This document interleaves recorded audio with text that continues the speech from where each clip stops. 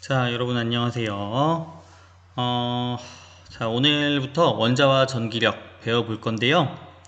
오늘 내용은 그냥 가볍게 들으면 될 것 같아요. 말 그대로 원자의 구조에 관한 내용인데 여러분이 이미 배웠던 내용들이 많이 있습니다. 그러니까 오늘은 뭐 공식 같은 것도 없고 하니까 가볍게 한번 배워봅시다. 자, 여기 보면은 이게 원자의 구조래요.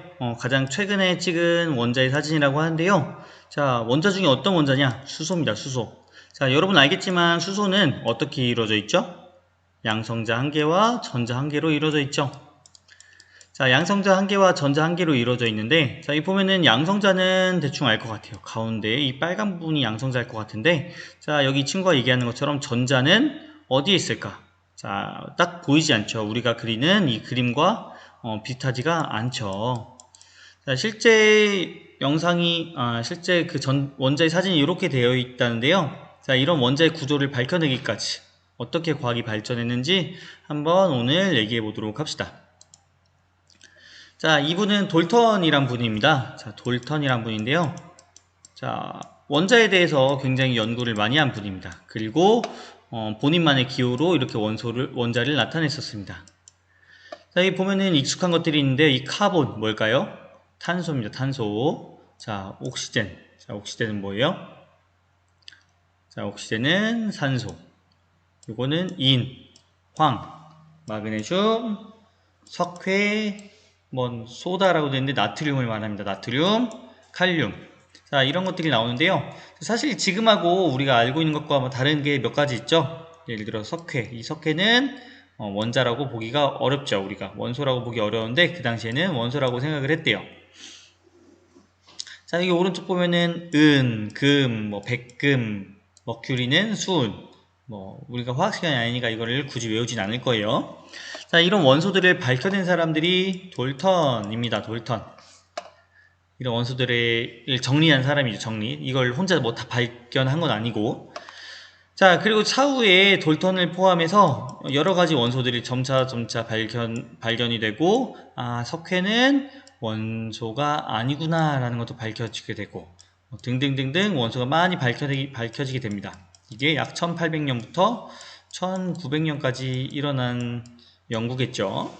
자, 그리고 1800년대 후반에 누구냐? 자, 멘델레프라고 하는 과학자가 뭘 발견하게 되죠? 뭘 만들어내게 되죠?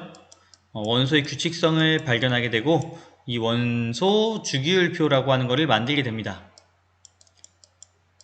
멘델레프라고 하는 과학자가 원소 주기율표라고 하는 것을 이렇게 만들게 되는 거죠. 자, 그래서 이 주기율표란 건 뭐냐? 자, 이 세로로 있는 애들이 어떤 공통점을 갖고 있다. 비슷한 성질을 갖고 있다. 대표적인 게 이 오른쪽에 있는 그 불활성 기체. 불활성 기체들이 가장 대표적이겠죠. 헬륨, 네온, 아르곤, 크립톤 이런 애들. 이런 애들은 반응성이 굉장히 떨어지는 녀석들인 거죠. 다른 원소와 반응을 하지 않는다. 굉장히 안정적인 애들이다. 그래서 헬륨은 가스로 마시기도 하잖아요. 헬륨 가스 마시기도 하고, 네온은 어디 들어갑니까? 그 전광판에 네온 사인. 자, 아르곤은 어디 들어가죠? 형광등에 들어가죠. 자, 이렇게 안정적인 애들, 안정적인 기체들이 맨 오른쪽 18쪽에 위치하게 되는 거죠. 이렇게 원소들을 많이 발견하게 되고요. 이 원소들의 주기성, 이 원소들의 규칙성도 밝혀낸 게 멘델레이프가 된다라는 거고요. 자, 근데 이 원소의 구조를 밝혀낸 거는 또 다른 쪽에서 연구가 이루어지게 됩니다. 자, 어디서 연구가 이루어지냐? 영국에서 주로 연구가 이루어졌는데요. 자, 이분은 누구냐? 톰슨이란 분입니다. 톰슨이란 분인데, 자, 이 톰슨이란 분은, 자, 영국의 케임브리지 대학, 명문대학교죠. 케임브리지 대학에서 공부를 해서 교수까지 하셨습니다. 자, 그리고, 원자 물리학의 여명기란 말은 뭐냐면은, 말 그대로 여명. 이렇게 해가 떠오르는 걸 우리가 여명이라고 하잖아요. 해가 떠오르는 걸요.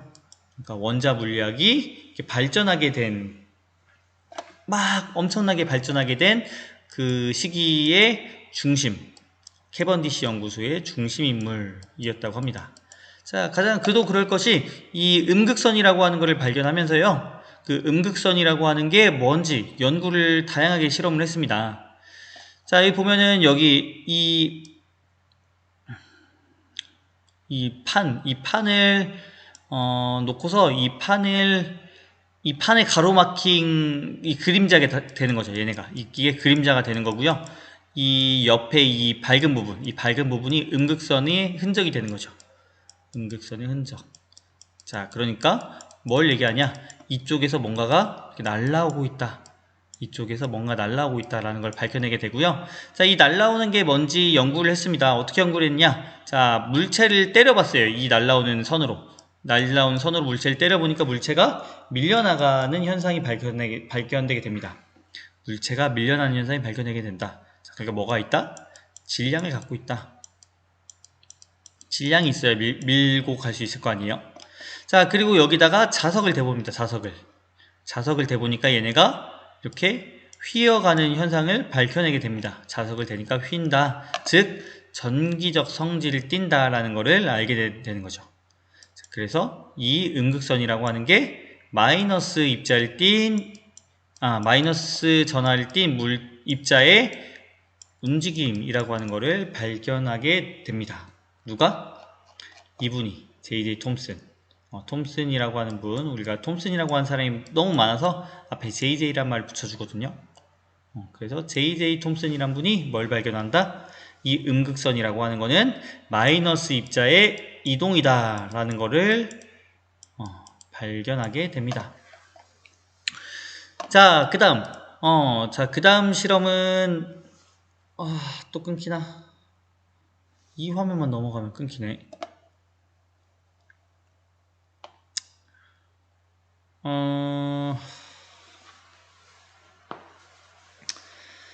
사실 선생님이 영상 한번 찍다가 멈췄거든요.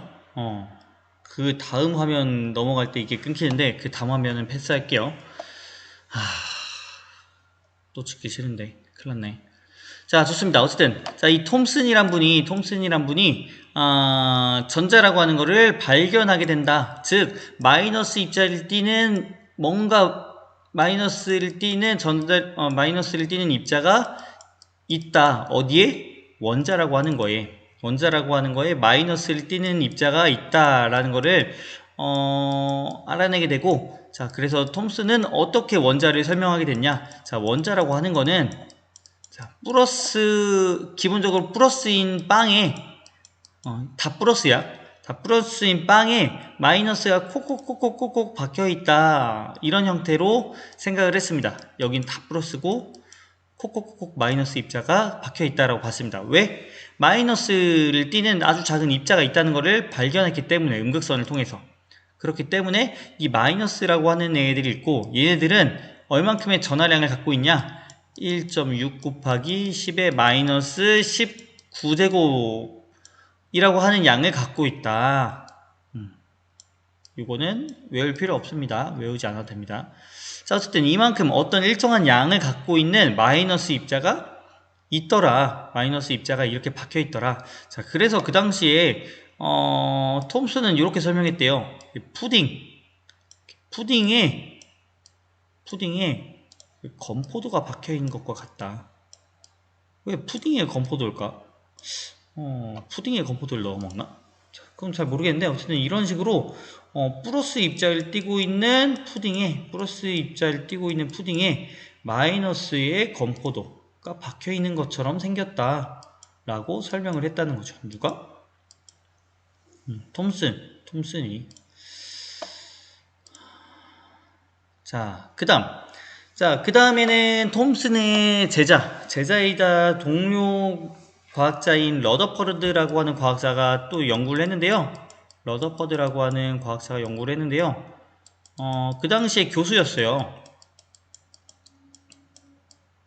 자, 그 당시에 교수였고요. 러더퍼드의 제자인 대학원생 2명이, 그 중에 한 명이 가이거라는 제자가 있는데요. 자, 그 제자 2명이 실험을 합니다. 자, 어떤 실험을 했냐? 자, 알파 입자라고 하는 방사선의 한 물질을 쏩니다. 자, 알파 입자를 쏴요. 어디에 쏩니까? 자, 같은 겁니다. 같은 건데요. 자, 이 금박, 그 금을 얇게 이렇게 늘려서, 금을 얇게 늘려서 이 금박에다가 알파 입자를 쏩니다. 자, 알파 입자를 이렇게 쏩니다. 자, 알파 입자를 쏩니다.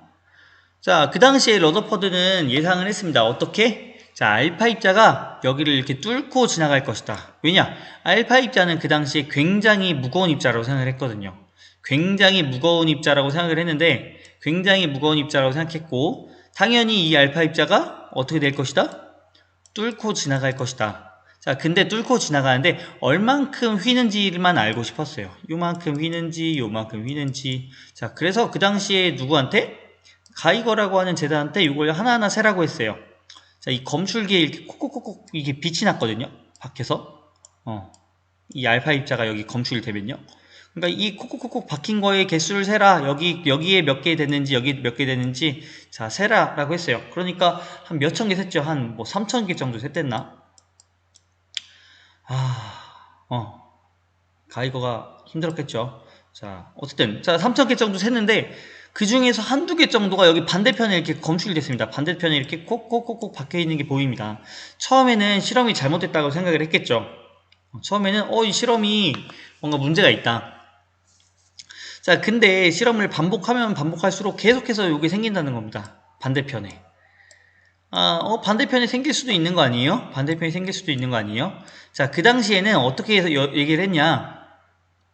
그 당시에 러더퍼드는 그 종이에 대포알을 쐈더니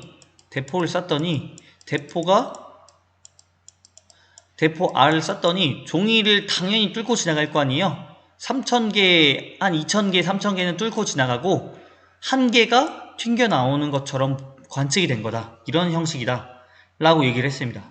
그러니까 그 당시엔 이해가 안 갔겠죠. 아니 3,000개가 뚫고 지나가는 건 당연하다. 3,000개가. 근데 한 개라도 이렇게 되돌아오는 게 있으면 안 되지 않을까라는 생각을 하게 된 거죠.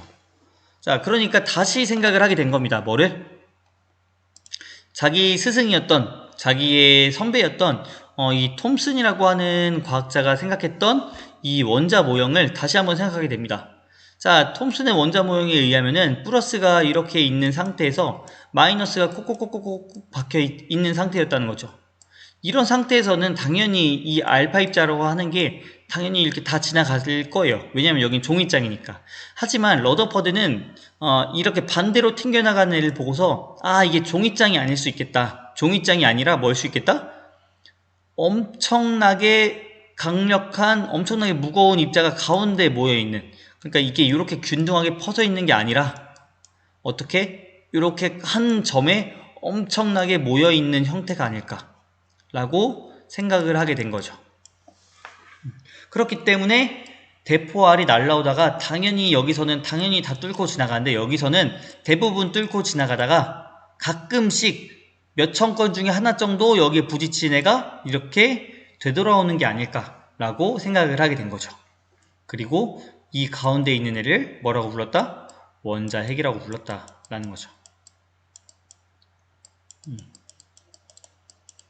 그래서 어느 정도냐, 이 그림에서도 이렇게 표현을 했는데요. 어느 정도냐면 이 톰슨의 모형, 자기 스승에 의해서 톰슨의 모형에 의해서는 이렇게 골고루 퍼져 있어야 되는 그 질량이 자기의 설명에 의해서는 거의 여기 나머지는 다 빈 공간이고 여긴 다 빈 공간이고, 자, 거의 빈 공간이고 가운데 한 1000분의 1 정도?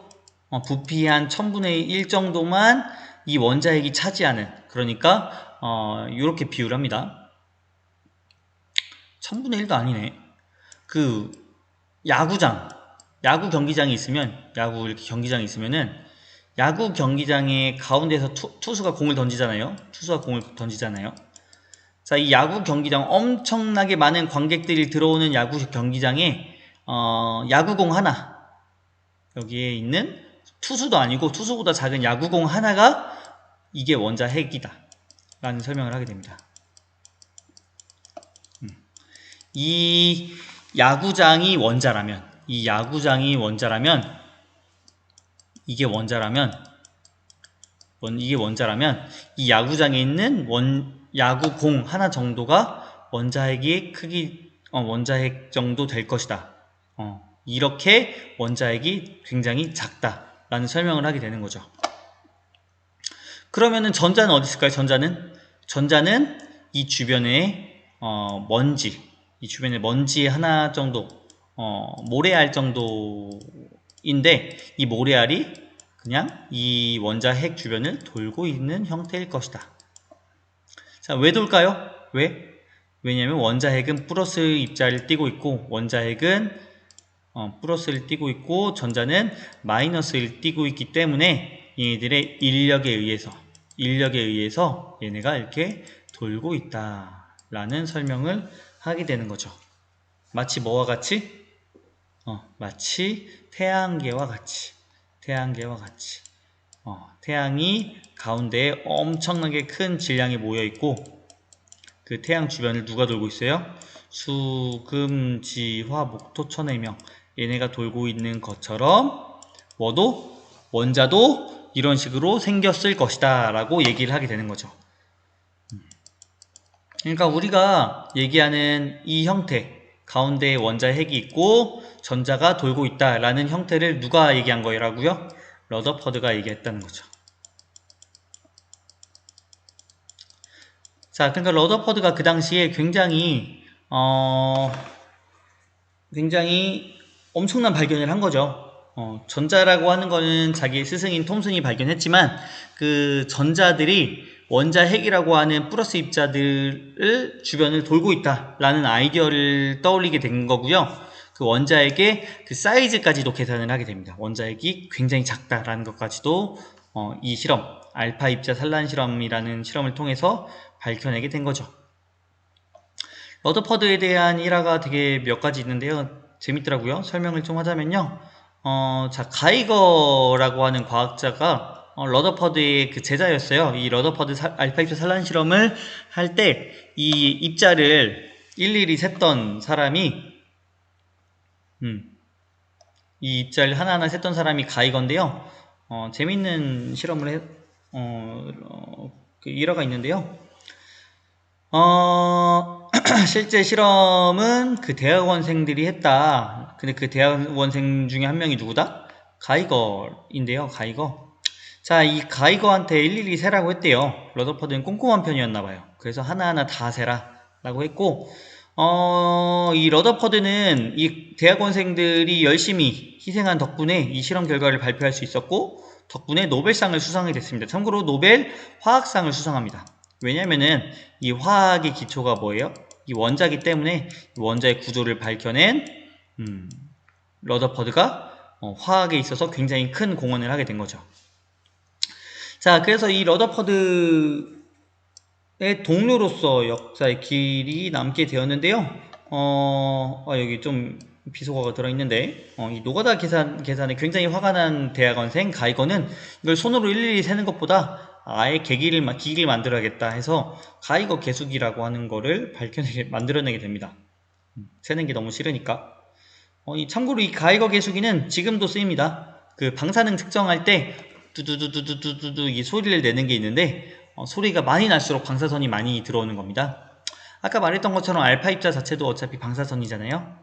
방사선 입자이기 때문에 가이거가 방사선을 셀 수 있는 이 알파 입자를 셀 수 있는 기계를 만들게 되고 그걸 우리가 가이거 계수기라고 부르게 됩니다. 아직도 쓰입니다. 참고로 이 러더퍼드도 어느 대학교의 교수였냐? 자, 당연히 캠브리지 대학. 캠브리지 대학에서 배우고 캐번디시 역시 또 또번디시라고도 부르는 자 캐번디시 연구소 소장을 한 거죠. 누구에 의해서? 그 스승인 톰슨에 의해서. 그러니까 톰슨, 러더퍼드 다 똑같은 대학교에서 공부하고 똑같이 이렇게 연구소에서 했다는 거죠. 그래서 톰슨이 전자를 발견하고 그 톰슨에 의해서 러더퍼드가 뭘 발견했다? 원자 핵을 발견했다라고 생각하면 되겠죠. 또 이 러더퍼드가 말했던 것 중에 또 유명한 명언이 있는데 이런 말을 했대요. 물리학 이외의 과학은 우표 수집에 불과하다 라는 표현을 했다는데요. 이거 선생님은 물리 전공했으니까 선생님한테는 굉장히 듣기 좋은 좋은 말이겠지만 다른 과학 선생님들 혹은 다른 과학자는 별로 안 좋아할 거예요. 근데 이 말을 한 게 그 오만에서 이렇게 얘기를 한 게 아니라, 왜냐면 본인도 화학상을 받았잖아요. 그 당시에 이거를 굳이 설명을 하자면 러더퍼드는 그렇게 생각했대요. 이렇게 이론으로 이렇게 정립해가는 학문이 있고, 수많은 사례를 바탕으로 결론을 도출하는 학문이 있고, 근데 그 당시에 물리학은 이론으로 나아가는 학문이고, 그 당시에 생명과학이라든지 그 당시에 지구과학이라든지 그 당시에 화학은 이렇게 사례를 바탕으로 정립해가는 과학이라고 생각을 했나봐요. 근데 이 사례를 모으는 거기 때문에 우표 수집으로 비유를 한 거죠. 본인도 물리학자라고 생각했으니까 이렇게 얘기를 한 것 같아요. 그리고 이 화학도 물리학 이론으로 발전시킬 수 있습니다. 그래서 물리화학 혹은 그리고 물리지구과학, 천체물리학 이런 표현을 쓰는 것처럼 그 사례로 하는 것 그리고 이론으로 하는 것, 이런 거를 구분짓기 위해서 이런 얘기를 했다고 하더라고요. 참고로 방사선 연구도 굉장히 많이 했습니다. 우리가 우라늄을 이용해서 지금 뭘 하고 있죠? 핵발전소를 만들고, 지금 선생님이 쓰고 있는 전기도 이 핵발전소에서 나오잖아요. 그런 것들의 기초를 만들어낸 게 누구다? 러더퍼드다. 방사능이라고 하는 게 물질 원자 내부의 현상이며 원소가 자유분개하고 있으므로 지적하여 커다란 물질 간의 변혁도 만들어낸 게 누구다? 러더퍼드다. 대단한 사람이죠. 자, 어쨌든 러더퍼드가 뭘 발견했다? 원자 핵을 발견했다. 자, 근데 이 러더퍼드 원자 모형에는 치명적인 단점이 있었습니다. 자, 그 치명적인 단점이라고 하는 건 뭐냐? 자, 러더퍼드는 이 태양을 중심으로 이렇게 행성이 돌고 있는 것처럼 원자핵 주변으로 전자가 자유롭게 이렇게 돌고 있다고 얘기를 했습니다. 근데 그 경우에는 원자가 점점 어떻게 되냐? 전자가 점점 이렇게 가까워지다가 에너지를 잃고 이렇게 부딪혀 버린다 라고 얘기를 했습니다. 실제로 우리 태양하고 우리 지구 무한한 게 아니잖아요. 언젠가 태양도 붕괴하고 지구도 태양에 이렇게 흡수가 될 텐데요. 마찬가지로 원자핵도 붕괴가 되지 않을까? 그러면은 우리 지금 우리를 몸을 이루는, 그리고 우리 자연을 이루는 원자도 다 붕괴하는 게 아닌가라는 그런 모순을 갖고 있었다는 거죠. 자, 그 모순을 해결해 준 게 역시나 케임브리지 대학교 러더퍼드 밑에서 연구를 했던 닐스 보어라고 하는 과학자입니다. 자, 현대 과학 이 모형, 원자 모형을 만들어낸 과학자 중 한 명인데요. 이 닐스 보어라고 하는 과학자는 자, 어떻게 얘기했냐?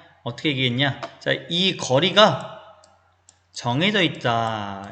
거리가 정해져 있고, 이 정해진 거리 이외에는 전자가 있을 수가 없다. 아무데나 막 있을 수 있는 게 아니다. 즉, 내 스승인 러더퍼드가 아무데나 있을 수 있다고 했는데 내 생각은 그렇지 않다. 아무데나 있을 수 있는 건 아니고 특정 궤도에만 존재할 수 있다라고 설명을 하게 됩니다. 보어가 이렇게 얘기를 하게 되는 거죠. 그리고 그 궤도에 있을 때는 얘가 붕괴되지 않는다라는 가설을 내게 되는 거죠. 자, 그리고 실제로 찍어보니까 이런 사진이 나왔다는 거죠. 이게 수소의 사진입니다. 자, 이거는 현대 모형입니다. 닐스 보어의 원자 모형에서 더 발전을 한 거죠. 자, 근데 보어의 얘기가 어느 정도 맞은 게, 자, 수소가 있을 확률을 나타낸 건데, 수소가 있을 확률이 아니지. 수소에 전자가 있을 확률을 나타낸 건데, 자, 이 밝은 부분이 전자가 있는 곳입니다. 밝은 부분이. 자, 그런데 보니까 어때요? 이 사이에는 밝은 게 거의 없죠. 무슨 말이냐면은 전자가 있을 수 있는 궤도가 정해져 있다. 여기 아니면 여기. 이런 이 궤도를 우리가 눈으로 확인할 수가 있었던 거죠. 자, 그리고 현대 물리학에서는 이 전자를 확률로서 얘기합니다. 전자라고 하는 게 하나의 입자로서 이렇게 콕 박혀 있는 거라서 이 전자를 쫙 촬영할 수 있는 게 아니라 전자가 이렇게 계속해서 엄청나게 빠른 속도로 돌고 있기 때문에 이 전자가 존재할 수 있는 확률로서 우리가 수소를 원자를 이해하고 있는 거죠. 지금은. 자, 그래서 이렇게 발전했다라고 보면 될 것 같아요. 자, 돌턴이 원자라고 하는 걸 얘기하고요. 자, 톰슨이 뭘 발견했다? 톰슨이 전자를 발견했고, 톰슨은 푸딩 모형을 제시하게 되는 거죠. 푸딩, 플러스의 푸딩에 마이너스의 건포도가 콕콕콕콕콕 박혀 있는 것처럼 이렇게 원자가 생겼다라고 설명을 하게 되는 거죠. 그리고 전자 혹성 모형이라고 하는데 이거를 우리는 태양계 모형이라고 할게요. 자, 태양계 모형. 누구의? 러더퍼드. 자, 러더퍼드는 뭘 발견했다고요? 푸딩이 아니다. 푸딩이 아니라 가운데에 원자핵이 모여 있는 거다. 나머지는 뭐다? 빈 공간이다. 빈 공간. 진공이다. 라고 얘기를 하게 된 거죠. 마치 태양계와 같다. 그 가운데에 원자핵이 있고 가벼운 전자가 그 원자핵을 계속해서 돌고 있는 형태다. 태양계 모형을 얘기했고요. 자, 보어는 여기서 한 단계 더 발전시켰죠? 자, 태양계 모형은 맞다. 근데 우리 태양계에서 수성, 금성, 지구 얘네들이 지금 특정 궤도가 있잖아요. 근데 더 가까워지고 더 멀어지고 할 수가 없다. 특정 그 궤도만 따라서 운동한다. 라는 게 누구의 모형이다? 보어의 모형이 되는 거고요. 근데 지금은 이거를 뭐라고 하냐? 구름 모형이라고 얘기합니다. 그러니까 이 전자가 있는 건 맞다. 하지만 전자는 너무나 작고 얘네들은 굉장히 빨리 움직이고 있고 이 전자를 우리가 관측하는 것은 불가능하다. 전자를 말이 좀 어렵네. 전자를 우리가 실험할 수도 있고 이 전자의 존재를 당연히 알고 있지만 이 전자를 사진을 찍는 것은 불가능하다. 전자 사진을. 그리고 전자는 이렇게 퍼져 있는 형태다. 마치 구름과 같이 퍼져 있는 형태다. 아까 사진하고 비슷하죠? 이렇게 퍼져 있는 형태다라고 설명을 하게 된 거죠. 지금은. 교과서에 나온 것도 한번 볼게요. 자, 교과서에 톰슨, 러더퍼드, 보어까지 나와 있는데요. 자, 톰슨은 이렇게 플러스의 바다에 마이너스 전자가 박혀 있는 형태. 그리고 러더퍼드는 원자핵을 설명했고요. 그리고 보어는 그 궤도를 설명하게 된 거죠. 자, 오늘 영상은 여기까지 할게요. 30분 안쪽으로 끝냈네요. 자, 나머지 시간에는 여러분 교과서 한번 읽어보길 바랄게요. 교과서 한번 읽어보고 자, 다음 시간에는 이 보어 원자 모형에 대해서 좀 더 자세히 한번 알아보도록 할게요.